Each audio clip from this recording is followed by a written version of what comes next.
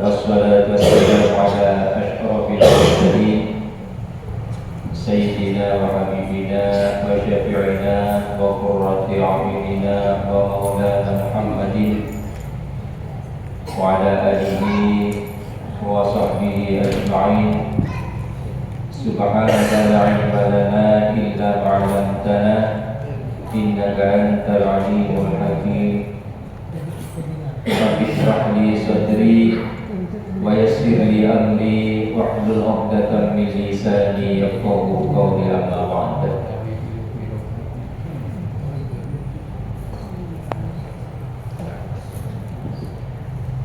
Yang dimuliakan Allah,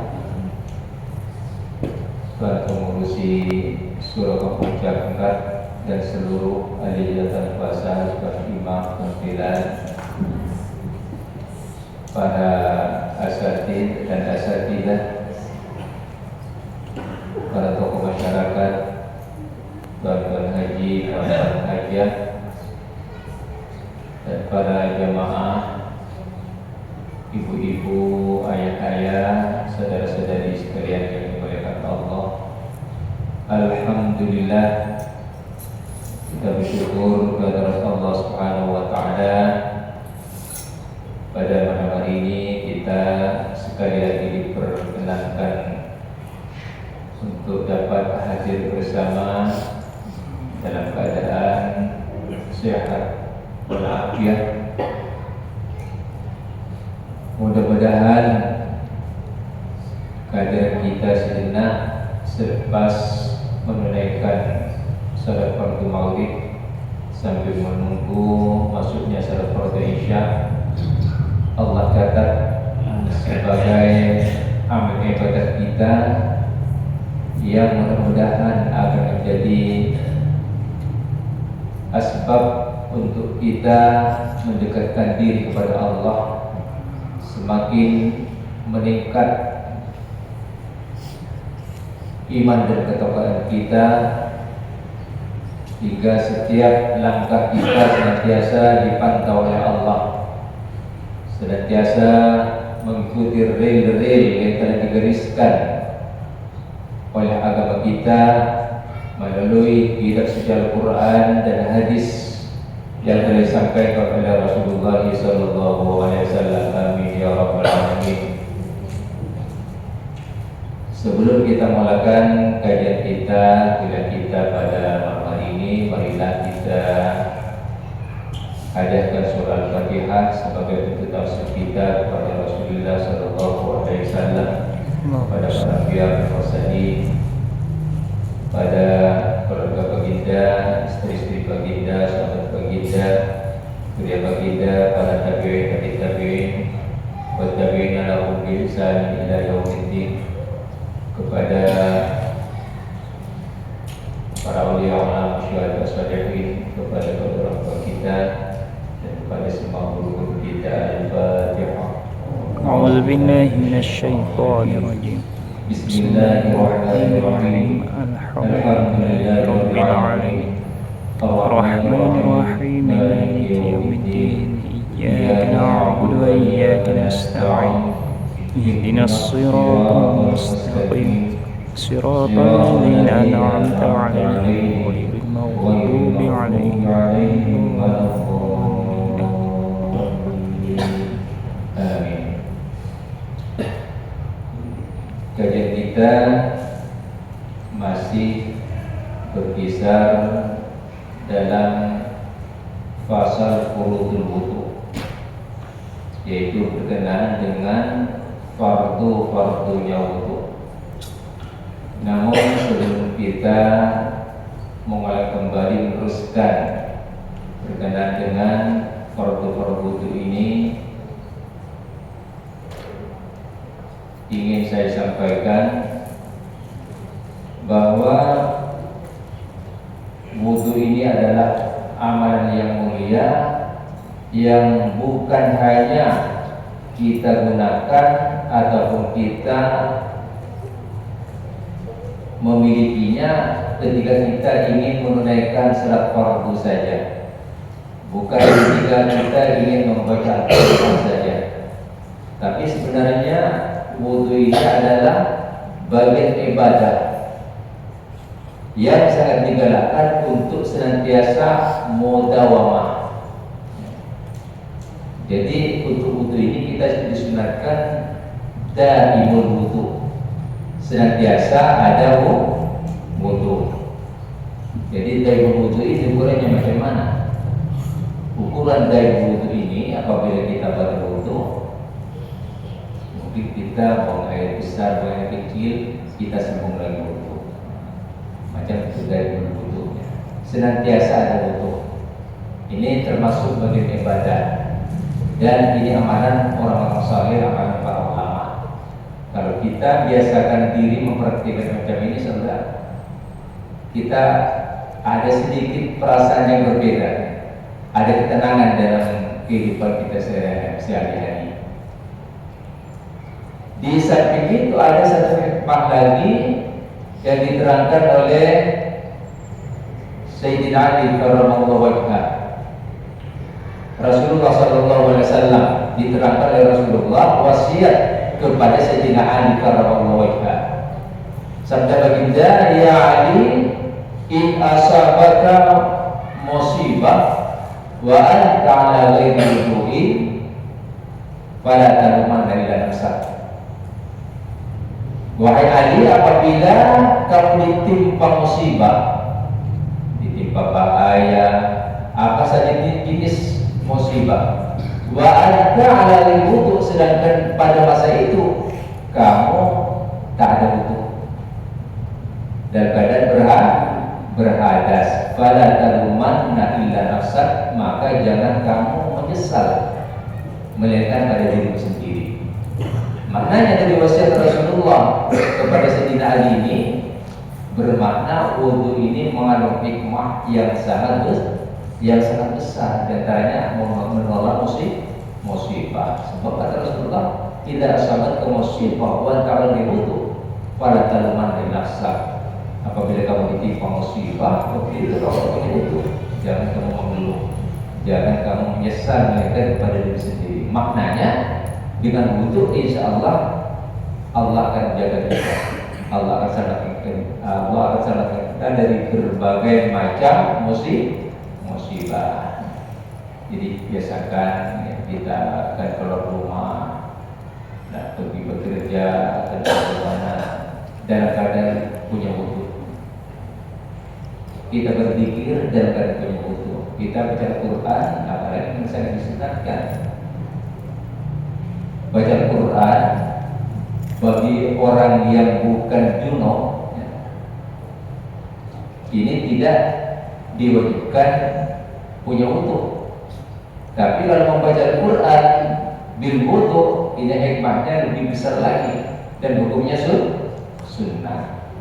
Kita mau belajar baca tafsir apa, walaupun kita diperbolehkan memegang kitab tafsir yang jumlah hurufnya lebih banyak daripada Al-Quran, tapi tetap digalakkan ada wudu, ada sembahyang. Dan itu pun kadang-kadang kita tidak paham tafsir dalam segi hukum. Kitab tafsir atau terjemah ini sama hukumnya. Apabila lebih banyak huruf-huruf yang bukan Al-Quran, maka hukum membawanya boleh, kan macam itu ya, yang kita pelajari dulu. Memegang mushaf bagi orang yang punya hadas kecil, orang yang tak punya wudu, memegang mushaf hukumnya Syafi'i. Menyentuh mushaf juga haram. Membawa mushaf, menyentuh mushaf hukumnya haram. Dan mushaf itu yang dimaksudkan bukan merujuk kepada satu Quran, satu naskah yang lengkap di juz itu saja, bukan. Ai ma kutiba fil Quran dirasah.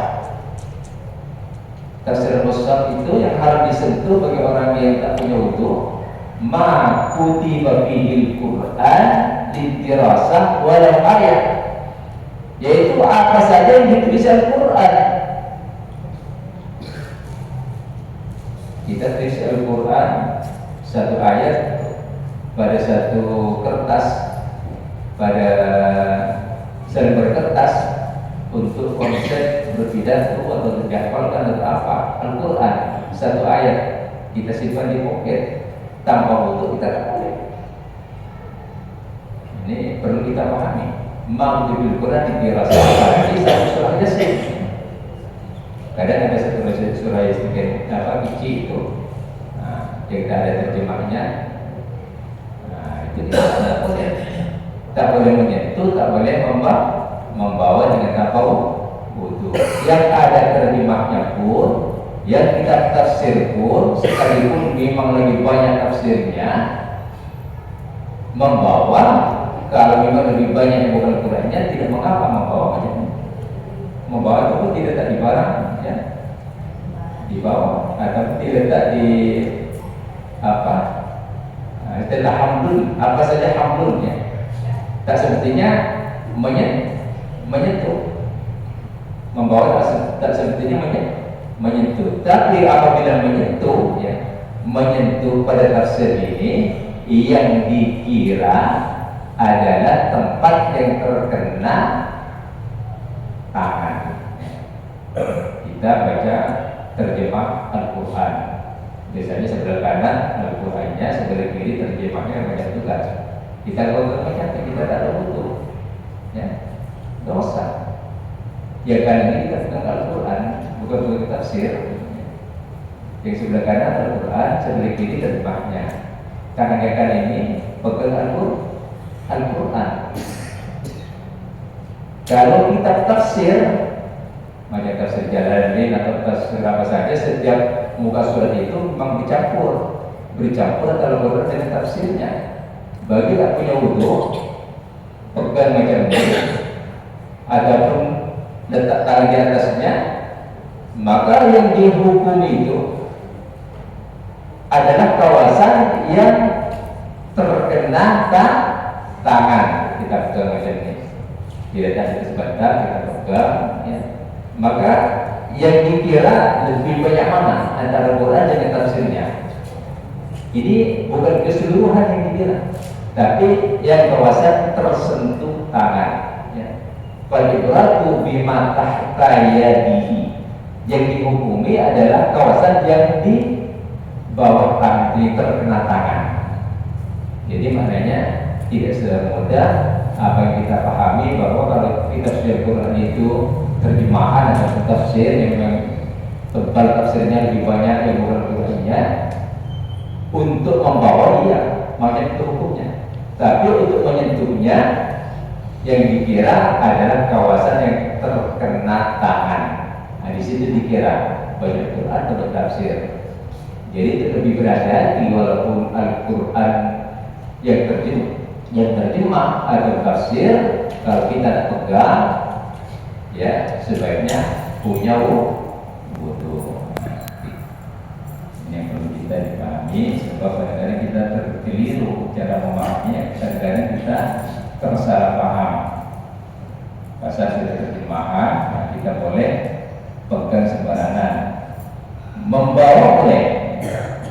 Kalau memang lebih banyak huruf yang bukan Al-Quran, tapi untuk memegangnya, ketika kita membacanya, ya, maka hukumnya sudah lain. Falibratu bima tahta yadihi.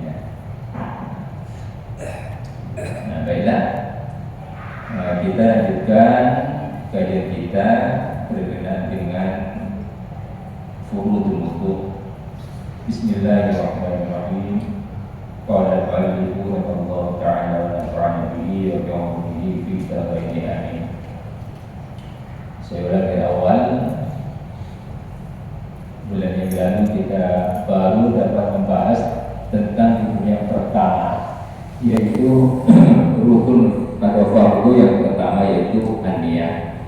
Dengan segala macam penjelasannya kita sudah mengerti tentang niat ini ya, bahwa niatnya ini ada yang berperingkat-peringkat. Boleh berniat raf'al hadasi ataupun niat wudu, yaitu wudu'a itu sudah cukup. Saja aku mengambil sembahyang, nawaitu raf'al hadasi, saja aku menghilangkan hadas ya. Al-asghari, hadas kecil. Ra'aitu raf'al hadasi al-asghar fadlillahi ta'ala. Nah itu wudu'a, itu bagian-bagian niat. Tapi biasa kita diajarkan cara yang paling lengkap. Nawaitul wudu'a li raf'il hadatil asghari fardhan lillahi ta'ala. Kalau di sekolah biasanya nawaitul raf'al hadatil asghari, itu betul yang disalahkan. Betul. Ini cara-cara niatnya.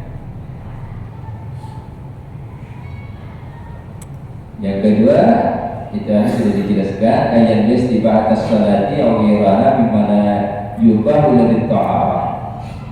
Berniat untuk memperbolehkan melakukan salat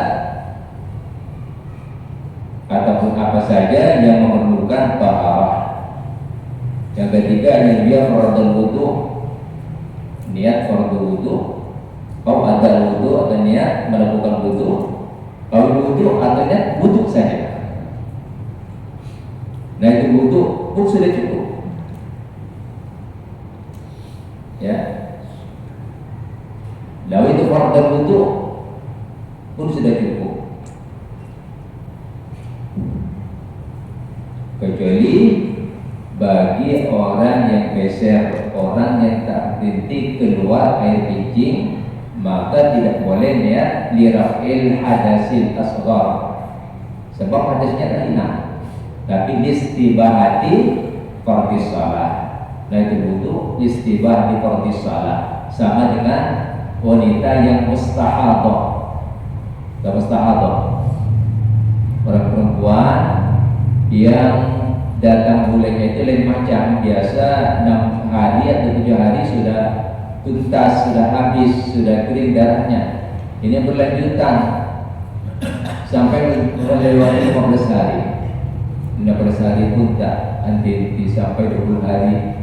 Nah ini memerlukan penjelasan yang lebih detail lagi, menghubungi mana yang mustahadah, mana dari istihadah, dan mana dari rahimnya ya. Tapi apabila sudah jelas yang istihadahnya, maka wajib salat ya. Dan ketika niat itu, niatnya dari itu wudu'a listibahati fardhis salati.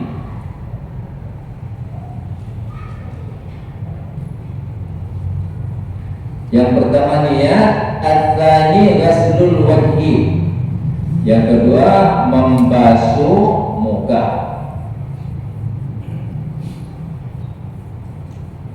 Bahwa ma baina man bi sya'ri rasul tatamatan ya lihyatihi wa ma baina udunaihi. Kita sudah jelas di hari ya, bahwa batas wajah pun yang wajib terkena air ini adalah dari atas ke bawah, antara tubuhnya rambut sampai dagu. Lahya ini lahya raham. Pertemuan rahang ini tengah-tengahnya disebut dagu ya, dagu. Kan kirinya disebut rahang. Ini semua termasuk wajah, yang wajib tersampaikan air ketika mengambil air sembahyang. Ini batas panjangnya.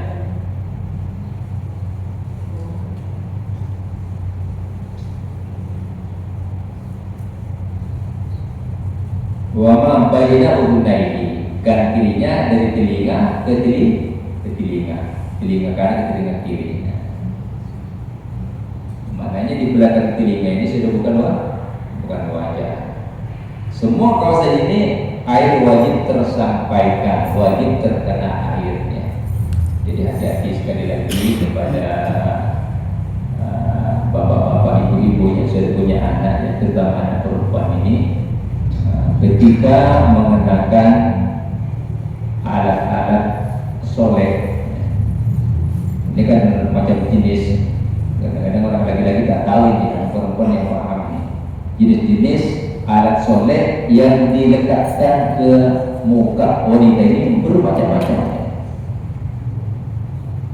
Ada apabila yang terkena di basuh dengan saja tertanggal. Ada walaupun dibasuh di sapu tidak tertanggal, tapi memerlukan alatnya tersendiri, airnya tersendiri untuk dibasuh. Dengan alat tersebut baru tertanggal.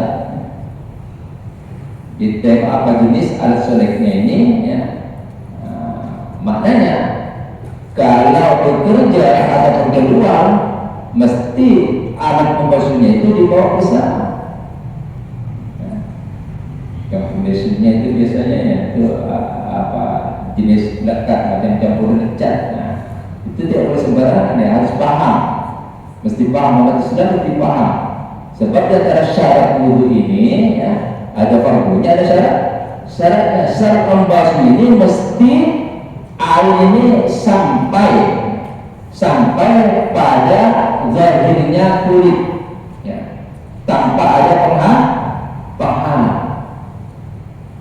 Jadi kalau pada bulu mata atau pada tepi mata itu ada apa ini yang diletakkan ke kulit anak kita ini, maskara ya, katanya mana sekarang? Jadi kita mengertinya di apa? Ketika mendetikkan bulu mata itu kan biasanya ada apa kita dalamnya itu ada jenisnya tak boleh tertanggal dengan air, mesti ditanggalkan dengan alatnya, dengan apa pembasuhnya tersendiri. Jadi ketika mau sembahyang kita berhati-hati ya, berhati-hati yang sampai ibadah kita keluarga kita tak sah. Wudu ini adalah syarat untuk melakukan ibadah sholat. Syarat.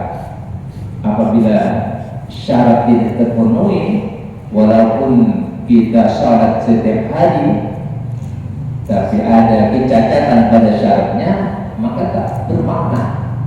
Sholat kita ini tidak bermakna sebab rupanya di antara pahalanya belum terpenuhi.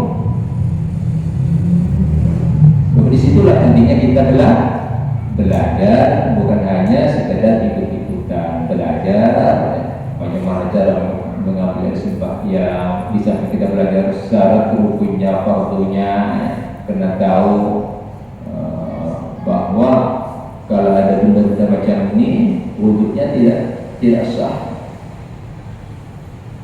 Bagi yang bekerja sebagai tukang cat kebanyakan ini kadang-kadang ketika dibasuh kita nampak macam hilang, tapi lepas salat tiba-tiba ada lagi dekat. Nah, tadi kita sampai ada cat sifatnya ini memang menghalang kan macam itu. Jadi ketika wudhu tadi wudhu aku ini sah tak sah. Nah, ini kan hati-hati. Jadi kalau dalam situasi macam ini hendaknya diulang taharahnya, diulang wudhunya, diulang. Kalau ada pada kaki, ya tinggal tanggalkan catnya, masuk bagian yang belum terkena. Kalau ada pada tangan, tanggalkan dulu, hilangkan dulu cat ataupun sesamanya itu, kemudian basuh dan sambung lagi. Bukan hanya membasuh yang tidak terkena itu, sebab wudhu kena tertib. Bila ada celah, ada bagian yang sebelumnya, maka basuh selepasnya itu sudah tidak bermakna lagi. Ada cat pada tangan, kalau kita perasan lepas salat atau belum salat, maka ulang lagi tanggalkan lakukan penghalangnya itu kita basuh dan sambung lagi wudhunya dengan mengerjakan rukun berikutnya itu tertib tangan satu tangan mengosok sebagian kepala dan begitu seterusnya.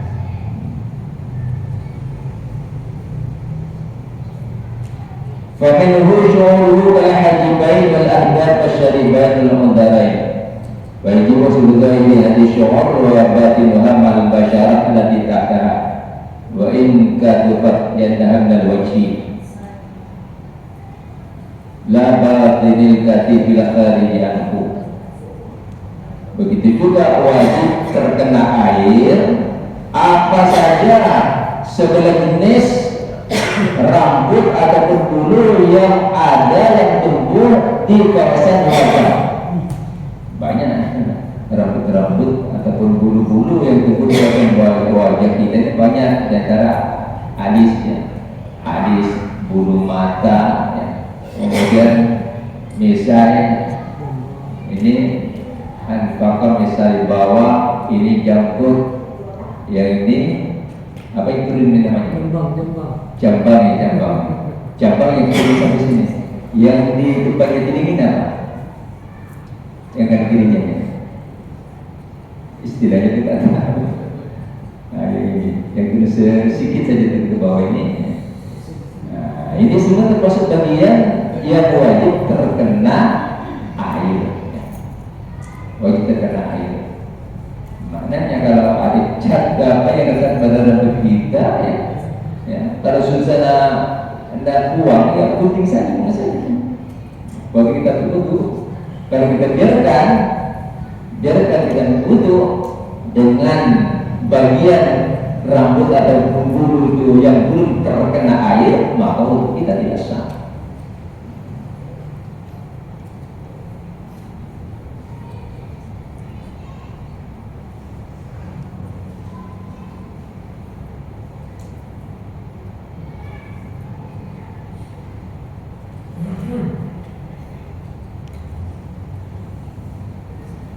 Wajibu sujud min mulakil wajhi min syarri jawanib ilma yatimul wajib lebih bahwa wajib.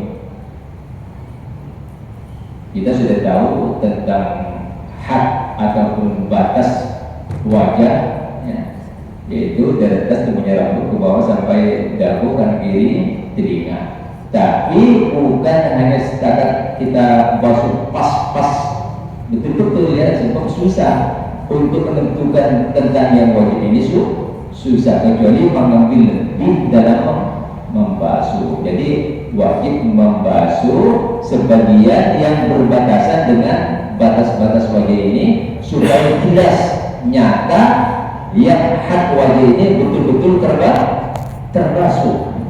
Maksudnya diripikan dalam apa mengusap ataupun membasuh dilipikan ya.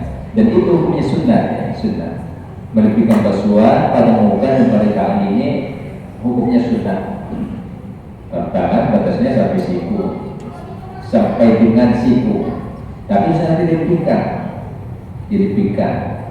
Kaki begitu juga wajibnya ya, sampai dengan mata kaki. Mata kaki apa? Mata kaki juga dalam bahasa Melayu ya, buku lali mata kaki bahasa Indonesia buku lali. Nah, buku lali setiap kaki ini ada dua buku lali, kanan dan kiri.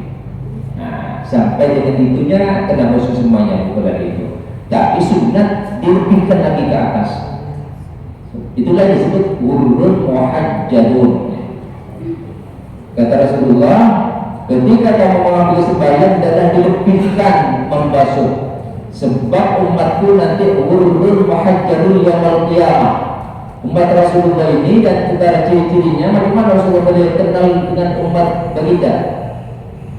Dan kurikulum di Pakistan ini kan daripada Nabi Adam sampai manusia terakhir semuanya di satu tempat.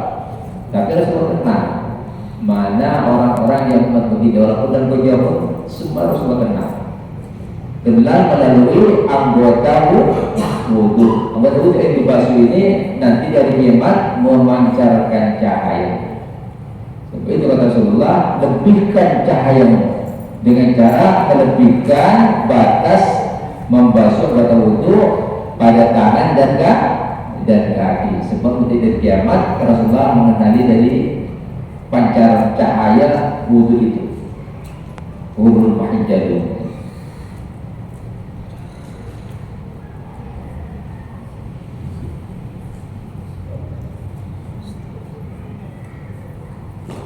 Al-Hadithu waslul yadaini ma'al mirfaqaini. Rukun yang ketiga adalah membasuh kedua tangan bersama kedua siku. Ini dah maklum semuanya ya. Membasuh kedua tangan bersama kedua siku. Wal ifradu bil mirfaqaini berwujudihi ma wala ghairi mahliman muqtad. Hatta la tasadar bil mankibai utubira. Ini keterangan lebih detail lagi ya. Yang dimaksudkan mirfaq ini adalah percantuman antara tangan bagian bawah dengan lengan di bagian atas. Ini mirfaq. Dan mirfaq ini memang menjadi tolak ukurnya. Sehingga apabila ada orang yang Allah ciptakan lain dari yang lain, umpamanya mirfaqnya ini ada musiknya ini bercantum dengan baunya, ya lu berarti itu susah di situ sampai mana percantuman itu hastanya dengan lengannya itu.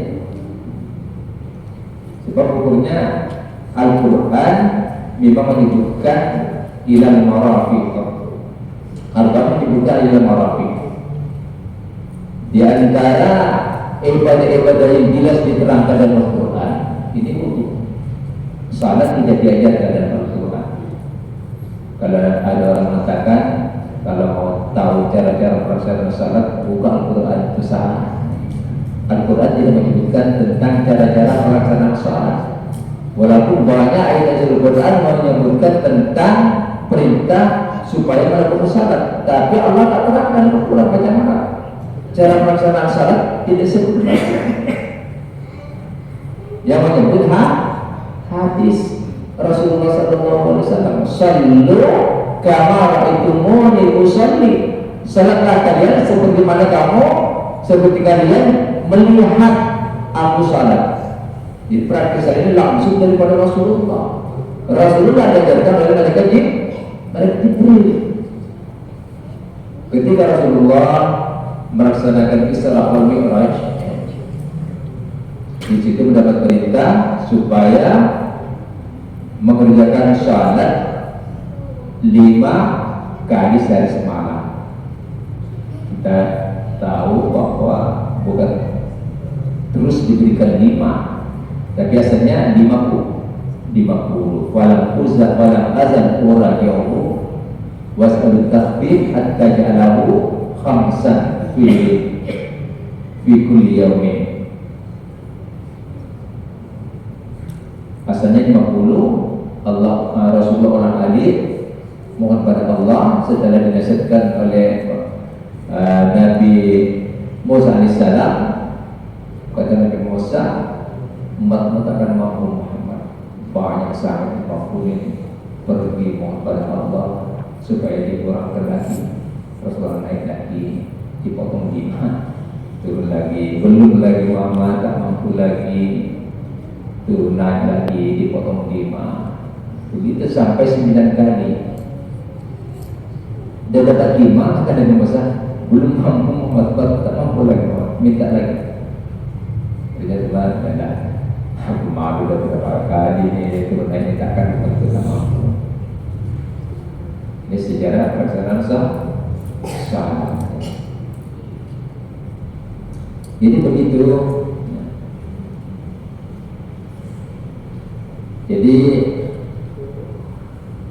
wudu ini ya, perhatikan rukun-rukunnya, sebab ada fardunya, ada fardu. Semua rukunnya ada pada wudu. Yang pertama kita belajar fardunya. Fardunya ada 6. Kemudian ada haramnya juga wudu. Ya.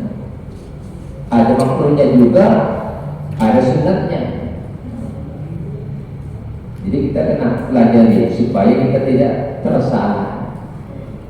Kadang kalau kita tak belajar, kita akan terjerumus pada wudhu yang haram. Contoh saja, kadang-kadang saya perhatikan memang ramai orang tidak perasaan. Ketika tuan pergi menunaikan ibadah umrah di Masjidil Haram sana, kan ada banyak air zam-zam yang disediakan untuk diminum, bukan yang dalam masjid itu, yang di luar masjid itu. Di situ ditulis di luarnya ma'u zam-zam lil wudu'i faqat. Ma'u zam-zam lisyurbi faqat. Ini air zam-zam untuk diminum saja. Terus diterangkan ma'ul wudu, air untuk diwudu. Biasanya yang untuk wudu itu bukan air zam-zam, tapi air tapisan dari air laut yang disalurkan ke situ. Jadi tulis ma'u zam-zam lisyurbi, itu jangan tak diwudu di situ. Tapi itu musabbahu lisyurbi, disediakan untuk minum. Haram hukumnya kita mengambil untuk wudu. Begitu juga yang musabbahu lisyurbi fil Masjidil Haram, kita haram membawa ke hotel.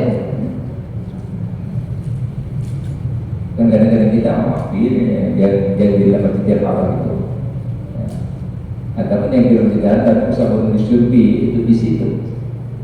Kalau mau dibawa ke bilik hotel, cari tempat yang memang khusus untuk untuk mengambil, letakkan ke botol, dibawa balik.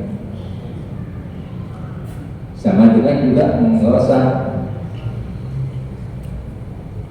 Ataupun di tempat-tempat umum ada air disediakan. Kalau di Malaysia jarang, sebab iklimnya bukan iklim panas, tapi di negara-negara yang iklim panas, orang seringkali di tempat-tempat, di pos-pos tertentu, tempat peristirahatan orang sediakan air. Kita tak tahu airnya untuk minum atau untuk wudu. Kita tak boleh gunakan untuk wudu. Hukumnya haram. Itu di antara bagian air yang haram digunakan untuk wudu.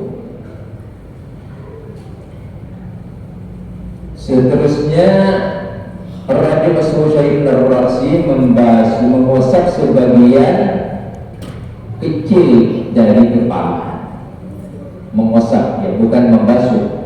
Mengosap ini artinya kita mengambil air, ya, air itu ditumpahkan sebelum sampai pada sebagian kepala, kemudian diusapkan. Bukan mengambil air kita, bahasanya sini kalau macam itu mereka membasuh, ya. Mengambil air kita tumpahkan di wadah itu membasuh. Tapi kalau kita celupkan tangan kita ke dalam air atau basahkan pada kepala paip, kemudian kita letakkan tangan kita pada rambut di kepala atau kulit di kepala, itu namanya mengosap. Dalam mazhab Syafi'i, mengosap ini ba'dul ra'si ini kulit atau rambut. Yang terkeliru. Sebab ada seringkali kita dengar di YouTube video bahwa mengosap rambut saja yang ada di atas kepala tidak sah. Itu bukan mazhab kita. Mazhab Syafi'i, mengosap sebagian saja kita ambil, ya, kita basahkan, ya, terkena rambut saja, tapi yang ada di kepala, ya, yang masih dapat batas di kepala, walaupun tidak terkena kulitnya, sudah sah. Walau sya'ratan wahidah, walaupun hanya satu rambut saja sudah sah dari segi sahnya. Dan kalau rambut kita turun panjang, ya, yang sudah terlepas dari kepala, kita ambil sampai di sini, pokoknya kan, ataupun di sini, ini kan sudah dapat dari kepala, kita ambil, basahkan ujungnya sini, tak sah. Yang sah yang masih di atas kepala. Kalau sudah sampai wajah, ini sudah bukan di atas kepala. Karena ustaz juga pusat di pangkalnya. Tapi yang afdal kalau kita tak mengusap keseluruhannya, ambil ubun-ubunnya, sini ubun-ubun, bisa betul. Yang afdal kita basahkan tangan kita, letakkan di sini. Nah, ini praktiknya. Ambil lagi, tentukan 3 kali. Macam yang afdal. Kalau rambut ikan bukan di belakang, ke depan lagi, basahkan, letak lagi sini. Ini kalau ikan rambutnya ya, 3 kali. Ini cara yang faktornya.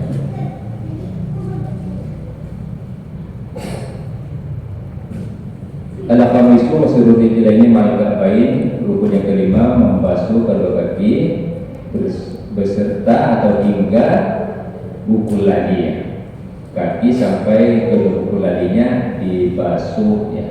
Sama syaratnya jangan sampai ada hal-hal yang menghalang, dan apa saja yang ada di bagian situ wajib terbasuh, wajib terkena air, bulu ataupun mungkin ada tumbuhan-tumbuhan pada kulit kita ya. Maka semuanya wajib tersampaikan air. Ini jangan sampai di bawah kulit kita ada tanah ataupun apa kotor sehingga menghalang sampainya air. Dan tidak supaya dan apa di bawah ini semuanya tersampaikan air. Allah Subhanahu insyaallah pada sini atas segala kesempatannya. Terima kasih. Wassalamualaikum warahmatullahi wabarakatuh.